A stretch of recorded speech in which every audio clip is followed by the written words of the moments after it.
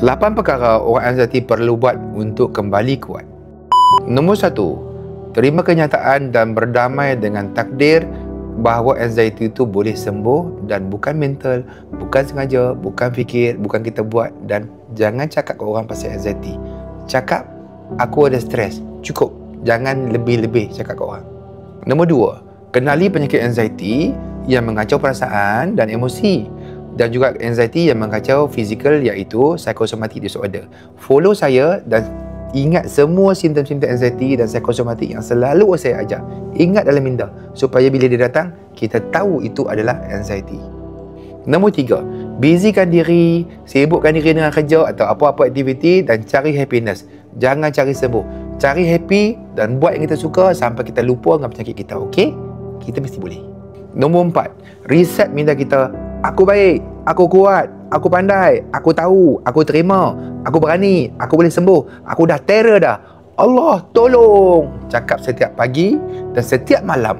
Never stop, okey? Reset mindset kita. Mesti boleh. Nombor 5, ready.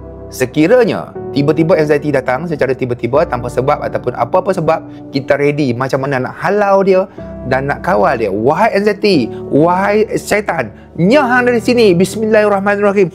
Gamboi. Ready.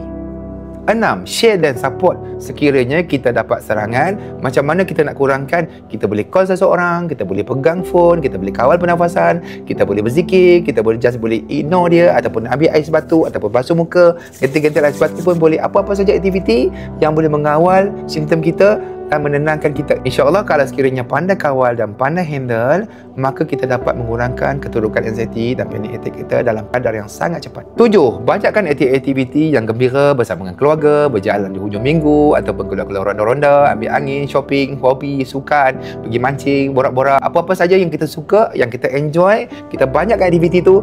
Jangan fokus nak sembuh, fokus macam mana nak enjoy your life, then you will forget your anxiety. Okay? 8, banyakkan berzikir, berselawat, beristighfar, mengaji, baca Quran, juga majlis-majlis ilmu ataupun menonton apa saja yang menenangkan hati. Maka dia boleh menguatkan hati kita, minda kita dan iman kita. Dengan itu kita boleh kuat untuk lawan dan halau dia anxiety berambus sini, kerana kita boleh sembuh.